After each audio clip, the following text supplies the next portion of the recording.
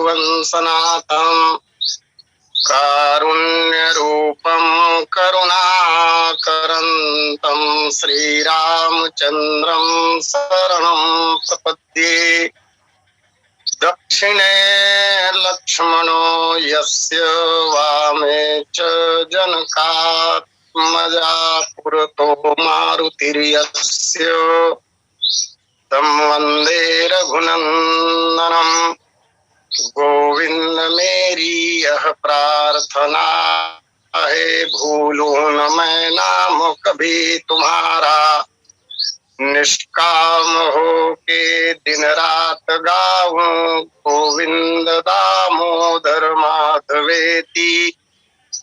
देहांत काले मम सामने हो, बंसी बजाते मन को लुभाते। गाता यही मैं तननाथ त्यागूं, गोविंद दामोदर माधवेति। याज्ञवल्क्य भरद्वाज मुनि उमा समेत महेश, बंदो तुलसीदास पुनि कागभुसुंड खगेश। या मांडवी उर्मिला श्रुति कीरति बरबाम, चार ललन चारो लली तुलसी करत प्रणाम। सापसी सधरि हरसियो, प्रभु बहु बिनती कीन। निज माया के प्रबलता करसि कृपा निधि लीन्ह। बोलिए लखन से रामचंद्र की जय।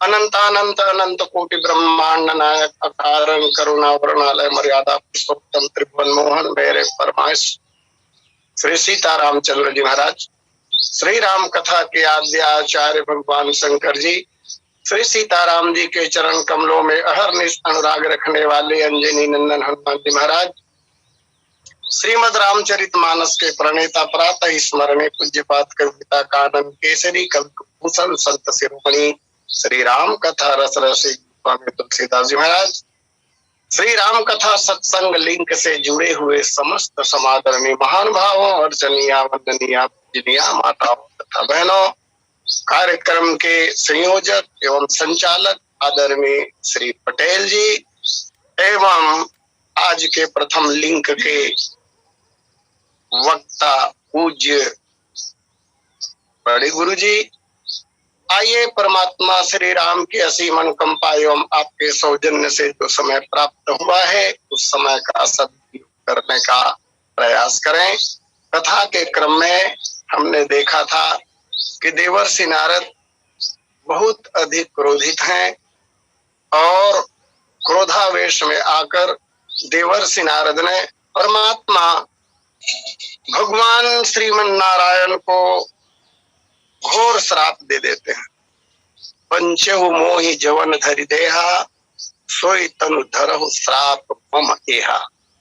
इस तरह श्राप देवर्षि नारद ने भगवान को दिया। मैंने पिछली कथा में निवेदन किया था कि देवर्षि नारद ने भगवान नारायण के ऊपर 12 दोष लगाए, लेकिन यद्यपि नारद जी के द्वारा ये वचन क्रोध में कहे गए थे, परंतु भक्ति की दृष्टि से या स्तुति पर दृष्टि से देखा जाए तो ये समस्त दोष भगवान के वास्तव में गुण ही हैं, जिनमें से 8 पर चर्चा हो चुकी थी। 9वां दोष नारद जी ने भगवान के ऊपर जो लगाया था वो ये था कि भले ही मंद मन नहीं भल करहु, विस्मय हरसन ही कछु धरहु। नारद जी ने कहा था कि हे देव, आप भले को मंद करते हो, मंद को भले करते हो। जिसको स्वर्ग भेजना है उसे नरक भेज देते हो और नरक के योग्य व्यक्ति को आप स्वर्ग भेज देते हो। ऐसा काम रहता है आप। अगर परमार्थ की दृष्टि से विचार किया जाए जगत के लोगों के लिए ये भले दोष हो सकता है, लेकिन परमात्मा के लिए यह दोष कदापि नहीं हो सकता। जैसा कि उत्तरकांड में गोस्वामी जी महाराज लिखते हैं, जो चेतन कह जड़ करे जड़ ही करे चैतन्य, अस समर्थ रघुनायक ही भजय जीव ते धन्य। भगवान जड़ को चैतन्य करते हैं, चैतन्य को जड़ करते हैं। जब जिस तरह की आवश्यकता होती है तदनुसार भगवान निर्णय लेकर कार्य का संपादन करते हैं। भक्ति पर अर्थ की दृष्टि से देखें तो भले का मंद करना और मंद का भले करना, ऐसा लगता है। संसार में हम देखते हैं कि बहुत से लोग कार्य तो श्रेष्ठ करते हैं, लेकिन श्रेष्ठ कार्य करने का जब उनके मन में अहंकार हो जाता है, जिनको उत्तम कार्य करने का अहंकार हो जाता है, उनके ऐश्वर्य को भगवान छीन लेते हैं। उदाहरण के रूप में दैत्यराज बलि का प्रसंग जो पुराणों में प्राप्त होता है। निसंदेह दैत्यराज बलि बड़े दानी थे। बलि जैसा दानी उस युग में कोई हुआ ही ना होगा, लेकिन दानी होने का अहंकार उसके मन में जब आया तो उस अहंकार के चलते दैत्यराज बलि ने प्रहलाद के समक्ष, अपने पूज्य दादाजी के समक्ष भगवान विष्णु की आलोचना कर दी थी। एक छोटा सा ही वाक्य था, इतना ही कहा था उन्होंने कि नारायण कितने बलवान हैं, मेरी सेना में ऐसे ऐसे राक्षस हैं पितामह कि मेरे राक्षसों की तुलना में तुम्हारे विष्णु के पास आधा बल भी न होगा। अभिमान में भरकर ये वचन कहे थे बलि ने, और इसका परिणाम ये हुआ कि उतना पुण्यशाली व्यक्ति होते हुए भी पितामह ने ही, प्रहलाद ने ही उन्हें श्राप दे दिया था कि तुम ऐश्वर्य से हीन हो जाओ। और इसी कारण भगवान वामन के द्वारा उसके ऐश्वर्य को छीनकर सूतल लोक पे भेज दिया। तो नारद जी ठीक ही तो कह रहे हैं कि जिनको श्रेष्ठ कार्य करने का अहंकार हो जाता है, ऐसे लोगों के ऐश्वर्य को आप छीन लेते हो। और दूसरा पक्ष यह भी है कि घोर दुष्कर्म करने वाले लोग भी जब आपकी शरणागति में आ जाते हैं महाराज, तो उनका आप कल्याण कर देते हैं, उन्हें संत बना देते हैं, उनके शोक का हरण कर लेते हैं, स्वर्ग भेज देते हैं उसे। तो इस तरह भक्ति पर अर्थ में ये 9वां दोष भी गुण ही सिद्ध होता है। नारद जी ने एक बात और कही थी, डह की परिचय सबका हो, तुम ठगते हो, किसे आपने नहीं ठगा। तो यह भी गुण है भगवान का। जब भगवान के प्रेमी भक्त लोग कठिन साधना, तपस्या, व्रत, नियम करते करते भगवान का दर्शन किन्हीं कारणों से नहीं कर पाते और मन खिन्न हो जाता है, तब ऐसे लोगों को कठिन व्रत आदि से हटाकर भगवान अपने भजन में लगा देते हैं। यही ठगना हुआ। तो कठोर कार्य करने से हटाकर सरल कार्य में लगा दिया तो कृपा की बात हो।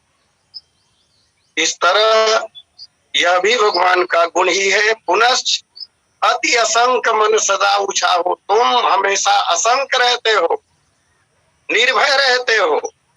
तो भगवान सर्वरूप हैं, हर स्थान में, हर जगह में, कण कण में भगवान बराबर मात्रा में, बराबर रूप से एक समान निवास करते हैं। उन्हें भय किस बात का?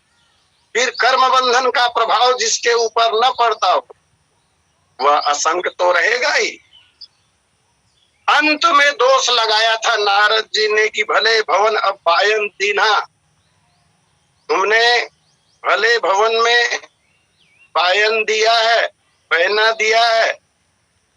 तो भक्ति परक अर्थ में इसे भी अगर लें तो महाराज आपने संतों को निमंत्रण दिया है, संतों को आपने निमंत्रण दिया है, और इसका परिणाम ये होगा कि संत पाप से बचेंगे आपकी कृपा के प्रसाद पर्यंत, और इसका शुभ फल आपको भी प्राप्त होगा। महाराज जब आपका रामावतार होगा तब राक्षसों के साथ रावण को मारकर आप यश प्राप्त करेंगे, स्वर्णाक्षरों में आपकी महिमा लिखी जाएगी और अनंत काल तक आपकी विमल गाथा गाई जाती रहेगी। तो इस तरह सिद्ध हुआ 12 में से 12 दोष भगवान के लिए गुण सिद्ध होते हैं। आइए एक निवेदन के साथ, आज बहुत मंगलमय दिन है। वैसे तो सारे दिन अच्छे होते हैं, लेकिन आज का दिन रामचरितमानस या भगवान राम के चरित्र से जुड़ा हुआ है। आज चतुर्थी है, वैशाख शुक्ल चतुर्थी, यद्यपि तृतीया परसों थी, कल विनायकी चतुर्थी भी थी और तृतीया का भी अंश था, और ज्योतिषियों के अनुसार आज चतुर्थी है, वैशाख शुक्ल चतुर्थी। 14 वर्ष का वनवास बिताने के पश्चात परमात्मा श्री राम अयोध्या जाने के लिए आज ही के दिन वैशाख शुक्ल चतुर्थी को ही पुष्पक विमान में सवार हुए थे। स्कंद पुराण में मिलता है, और कल पंचमी तिथि को भगवान भारद्वाज जी के आश्रम में पधारेंगे। आइए मैं निवेदन करूं, देवर्षि नारद ने श्राप दे दिया भगवान को, जो रूप धारण करके आपने मुझे धोखा दिया है, यही रूप आपको धारण करना पड़ेगा।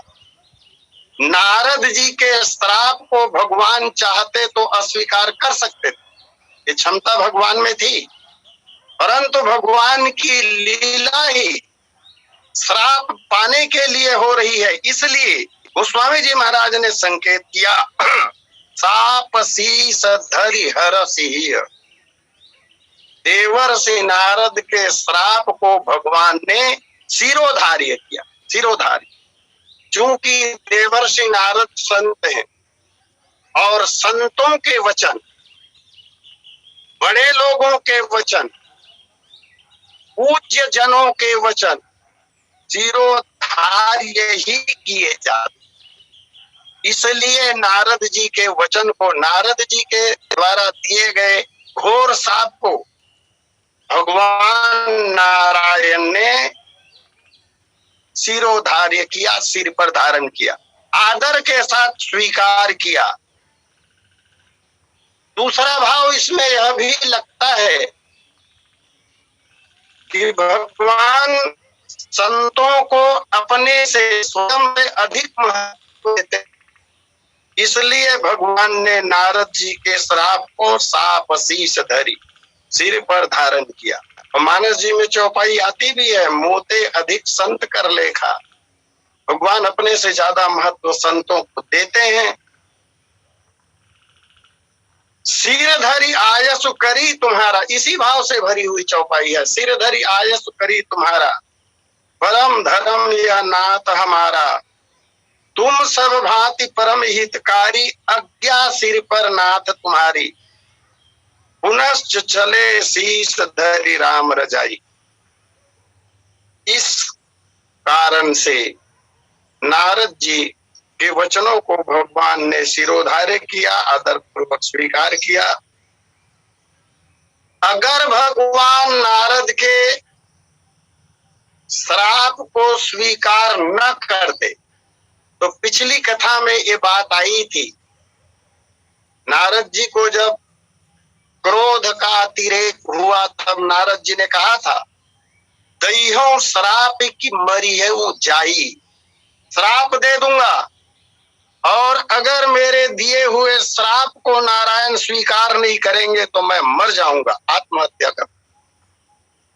इसलिए भी भगवान ने नारद जी के द्वारा दिए हुए श्राप को शिरोधार्य किया, क्योंकि अगर शिरोधार्य न करते तो देवर्षि नारद अपने देह का त्याग कर देते, आत्महत्या कर लेते, और आत्महत्या करने के कारण में यह दोष भगवान के ऊपर जाता, क्योंकि नारद जी ब्राह्मण है, ब्रह्म हत्या भगवान को लग जाती। इसलिए भी भगवान ने श्राप शीश धरी धारण किया। श्राप को सिर पर धारण तो किया, लेकिन सुंदर शब्द गोस्वामी जी महाराज दे रहे हैं, हर्ष ही प्रसन्नता पूर्वक स्वीकार। केवल स्वीकार किया ऐसा नहीं है, मजबूरी में भी लोग स्वीकार करते हैं, अनमने मन से स्वीकार करते हैं, दुखी होकर स्वीकार करते हैं, लेकिन यहाँ ऐसा नहीं। हर्ष ही प्रसन्नता के साथ भगवान ने स्वीकार किया, क्योंकि प्रसन्नता भगवान का स्वभाव है। राम जी के लिए अयोध्या कांड में कहा गया प्रसन्नताम यान, श्लोक आप जानते हैं, मंगलाचरण का श्लोक है। भगवान राम का जब वनवास हुआ तो प्रसन्नता पूर्वक वन को चले गए। भगवान को जरा भी पीड़ा नहीं हुई, खेद मन में नहीं हुआ, दुख नाम की चीज नहीं है। भगवान सदा प्रसन्न रहते हैं, हर्षित रहते हैं। इसलिए श्री राम, इसलिए भगवान नारायण हर्ष ही प्रसन्नता पूर्वक श्राप को सिरोधार्य करते हैं। इसलिए भी भगवान हर्षित हो रहे हैं, क्योंकि भगवान जो लीला कर रहे थे वो लीला बिना किसी विघ्न बाधा के, जैसा भगवान चाह रहे थे ऐसा ही संपन्न हो गया। भगवान की लीला संवर गई। नारद जी का कल्याण भगवान करना चाहते थे, तो नारद का कल्याण होने ही वाला है, हो ही रहा है। इसलिए भी भगवान हर्षित है, प्रसन्न है। और एक संदेश हमारे शास्त्रों का, आज्ञा अपने से बड़े, अपने जो पूज्य लोग हैं उनकी आज्ञा का पालन प्रसन्नता पूर्वक ही करना चाहिए, प्रसन्नता पूर्वक ही सिरोधार्य करना चाहिए।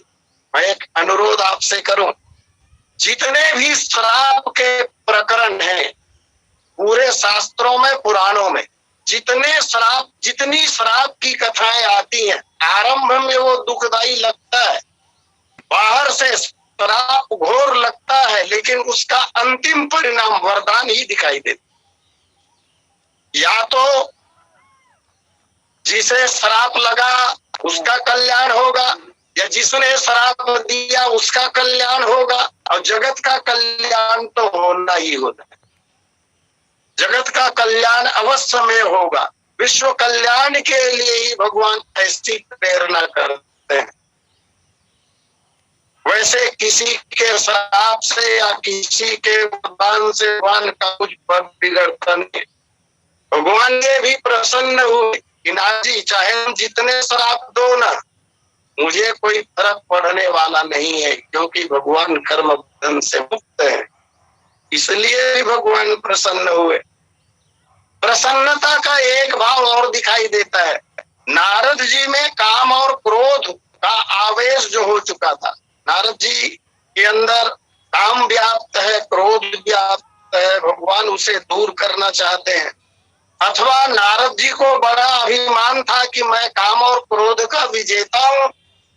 बीमारी लगी थी देवर्षि नारद को, परंतु जिसे जीत लेने का अभिमान देवर्षि नारद को था, उसी के द्वारा नारद जी परास्त।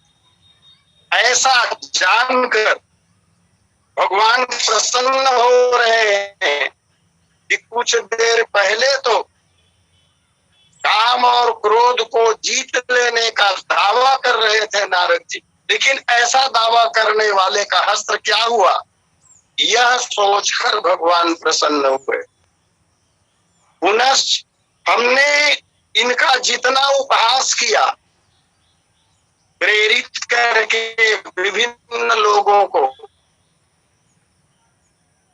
माया का निर्माण कर, माया को भेजकर अपनी पति माँ के द्वारा लीला की रचना करके नारद बदनाम की निसंदेह, लेकिन जितनी बदनामी की उस ज्यादा बड़ा श्राप इन्होंने दे दिया। अपराध हमारा छोटा था, लेकिन श्राप नारद जी ने बड़ा दे दिया। और इस दृष्टि से देखें तो हम नारद जी के ऋणी हो गए। ऐसा समझकर भी भगवान हरस ही प्रसन्न होते हैं। नारद जी हमारे भक्त हैं और भक्तों के विकारों को दूर करके भगवान वैसे भी प्रसन्न होते हैं। इसलिए भी भगवान नारायण प्रसन्न होते हैं। तो साप शीस धरि हरस ही, श्राप को स्वीकार किया, प्रसन्न मन से स्वीकार किया, भगवान हर्षित है। और आगे एक बात और, प्रभु बहु विनती कीन, भगवान अब विनती कर रहे हैं। कितने विनम्र है परमात्मा। भगवान अपने भक्त से विनती कर रहे हैं। ये भी है, कई प्रकरण से यहाँ पर भगवान अपने भक्तों से कर रहे हैं, विनती कर रहे हैं। श्रीमद् भागवत महापुराण में जहाँ पर प्रहलाद की कथा है, वहां भी भगवान के रुद्र रूप देकर जब शांत करने के लिए तैयार नहीं हुए तो प्रहलाद को ही भेजा गया था भगवान नरसिंह के शांत कराने के लिए।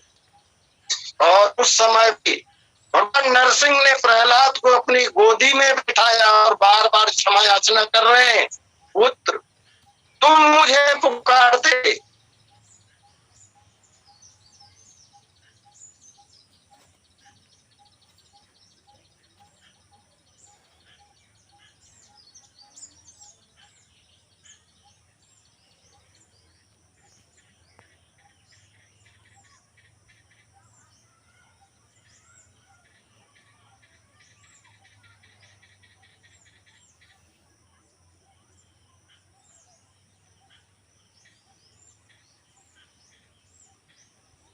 आवाज चालू कर लेंगे सर।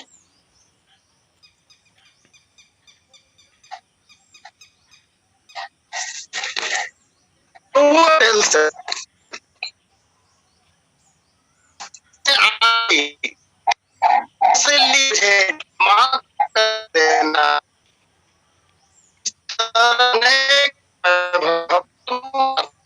दिखाए यही कीन, भगवान बहुत प्रकार से विधि कर।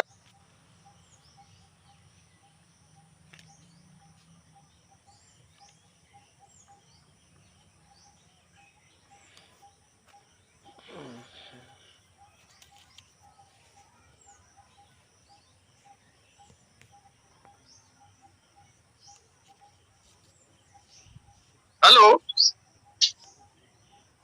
सर जी, आवाज जा रही है?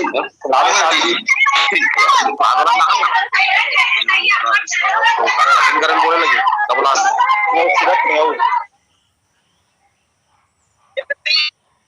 करने का तात्पर्य,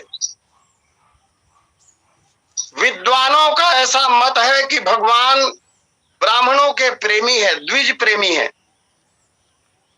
इसलिए देवर्षि नारद से भगवान प्रार्थना कर रहे हैं, विनती कर रहे हैं। और जैसा कि मानस जी में कहा गया है, सगुण उपासक पर हित निरत नीति दृढ़ नेम, ते नर प्राण समान मम जिनके द्विज पद प्रेम। ये प्रभु के ही वाक्य हैं। भगवान समर्थ है, समर्थ होते हुए भी भगवान की विनम्रता कि वे अपने भक्तों अथवा देवर्षि नारद भी है, संत भी है, महात्मा है। पुनः भगवान ने ऐसा विचार किया होगा कि आप ब्रह्मर्षि हैं और मैंने आपका उपहास किया महाराज, उपहास करने का फल आपने मुझे दिया है, इसमें आपका कोई दोष नहीं है। मैंने जो अपराध आपके साथ किया, आपका अपमान कराया, उसका फल ही आपने दिया है। इसलिए भगवान नारद जी को निर्दोष सिद्ध करने के लिए उनसे प्रार्थना कर रहे हैं, अथवा नारद जी बड़े क्रोध में है इस समय और नारद जी के क्रोध को शांत करने के लिए भगवान से विनती है। भगवान बड़े विनम्र है, ये भगवान का स्वभाव है। इसलिए भगवान प्रभु बहु विनती कीन और विनती करने के बाद निज माया के प्रबलता करसी कृपा निधि लीन। भगवान ने अपनी माया का जो विस्तार किया था उसे समेटा, माया की प्रबलता को खींचा भगवान ने, माया को नहीं खींचा। माया को अगर खींच लेंगे तो लीला ही समाप्त हो जाएगी। माया की जो प्रबलता है उसको खींचा।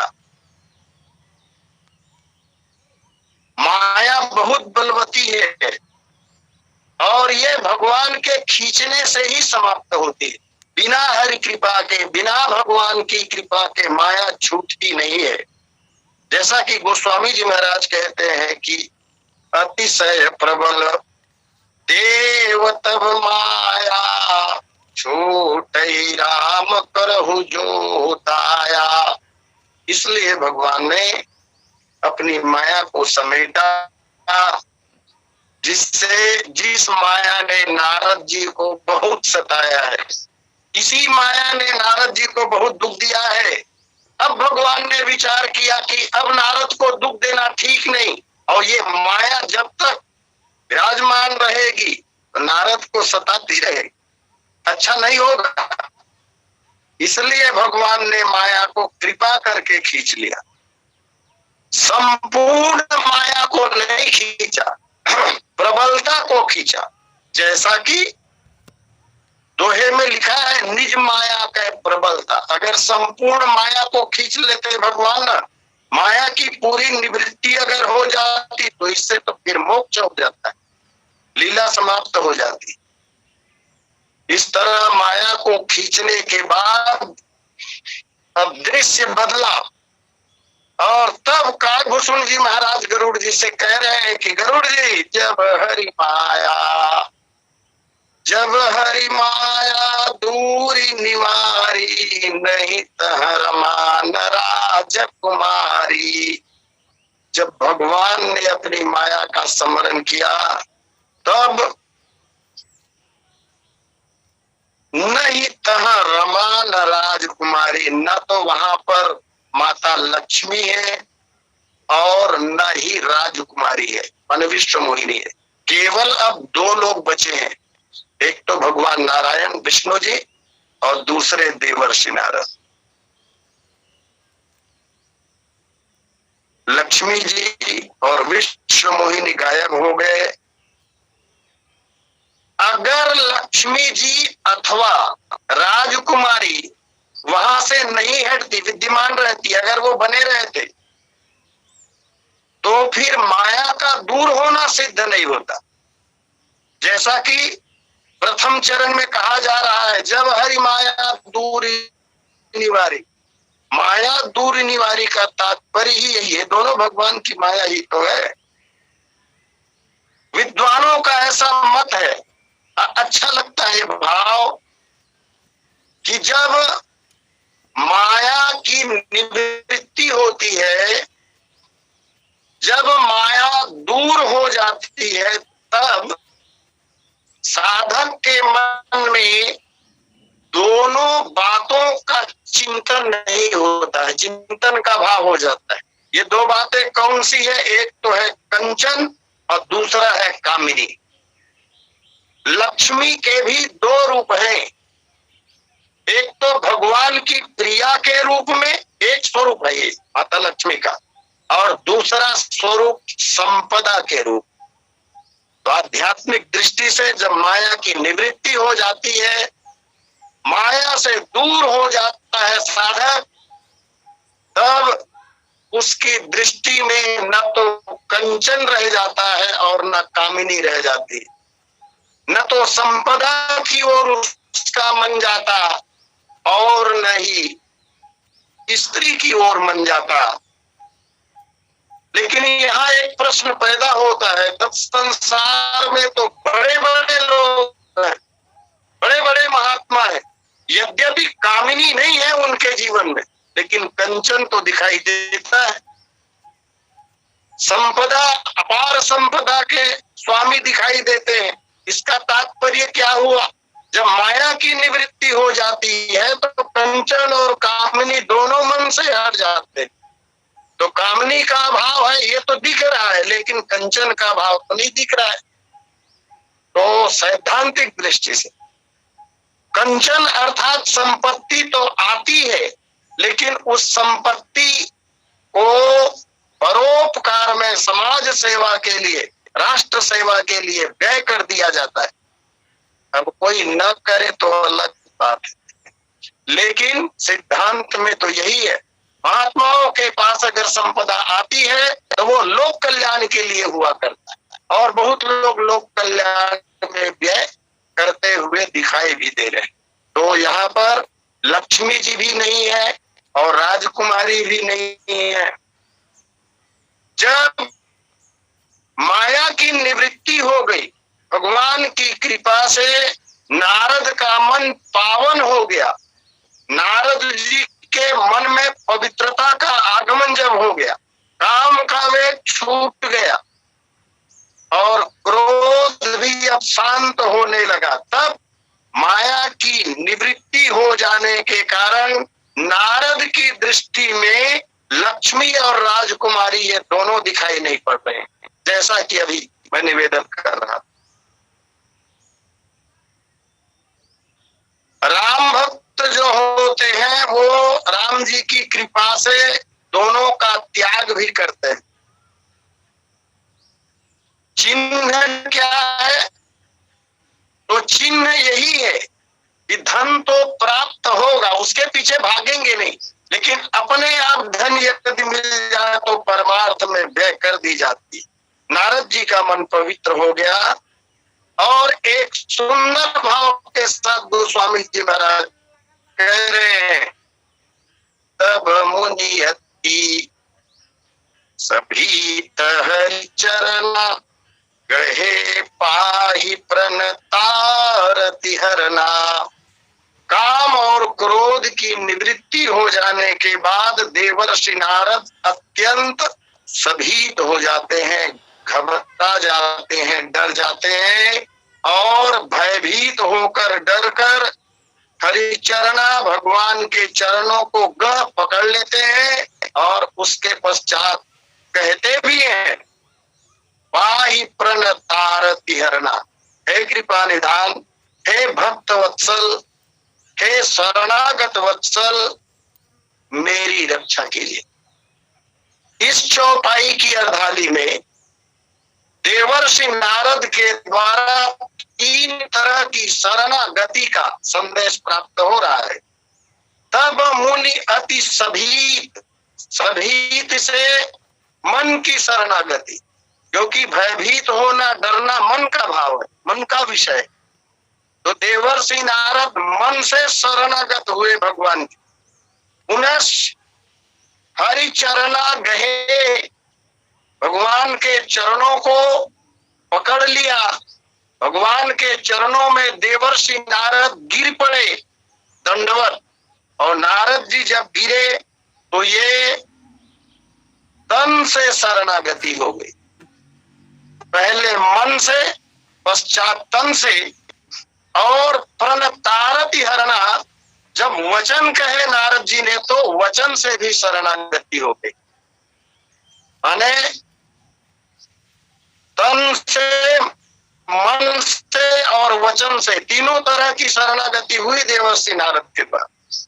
अब यहाँ नारद जी ने प्रणाम किया भगवान को, जो श्रेष्ठ तरीका है प्रणाम करने, जैसा कि महाराज मनु ने मनुस्मृति में कहा, अभिवादनशीलस्य नित्यम वृद्धोपसेविनः चत्वारि तस्य वर्धन्ते आयुर्विद्या सौबलम। और इसे ही साष्टांग प्रणाम करना कहते हैं। साष्टांग, ये शब्द बहुत अच्छा है। साष्टांग, स माने सहित, अष्टांग 8 अंगों के सहित। जब व्यक्ति अपने पूज्य के चरणों में दंडवत प्रणाम करता है उसे ही साष्टांग प्रणाम कहते हैं। तो ये 8 अंगों के द्वारा प्रणाम करना होता है, संपूर्ण समर्पण साष्टांग इसीलिए कहा गया। तो एक प्रश्न बनता है यहाँ पर, साष्टांग 8 अंगों के साथ प्रणाम करना, तो ये 8 अंग कौन कौन से हैं? दंडवत प्रणाम करने पर 8 अंगों से प्रणाम या 8 अंगों से समर्पण कैसे होता है? तो शास्त्रों का कथन है, एक तो घुटना, पद से चले, पहला पद, पद के बाद घुटना, 2 अंग हो गए, पुनश्च हाथ तीसरा, फिर हृदय चौथा, सिर 15, फिर वचन कहना 6वां, नेत्रों से भगवान के रूप माधुरी का पान करना दृष्टि ये 7वां, और 8वें में मतभेद है, कोई कोई मन को 8वां कहते हैं और कोई कोई विद्वान नासिका को 8वां अंग मानते हैं, चाहे जो हो, लेकिन ये 8 अंग है, ये सारे अंग समर्पित हो जाते हैं, इसलिए उसे साष्टांग प्रणाम कहा जाता है। देवर्षि नारद भी साष्टांग प्रणाम कर रहे हैं भगवान। नारद जी के द्वारा एक प्रकार से शरणागति के 6 सिद्धांत कहे गए हैं। मैं प्रणाम करता हूं उन सिद्धांतों को, वहां हम जाना नहीं चाहते, और आइए समय भी पूर्णता पर है, इसलिए मैं अपनी वाणी को यही विराम दूं और सादर आमंत्रित करूं आदरणीय पटेल जी को। बोलिए लखन सिया रामचंद्र की जय। धीरम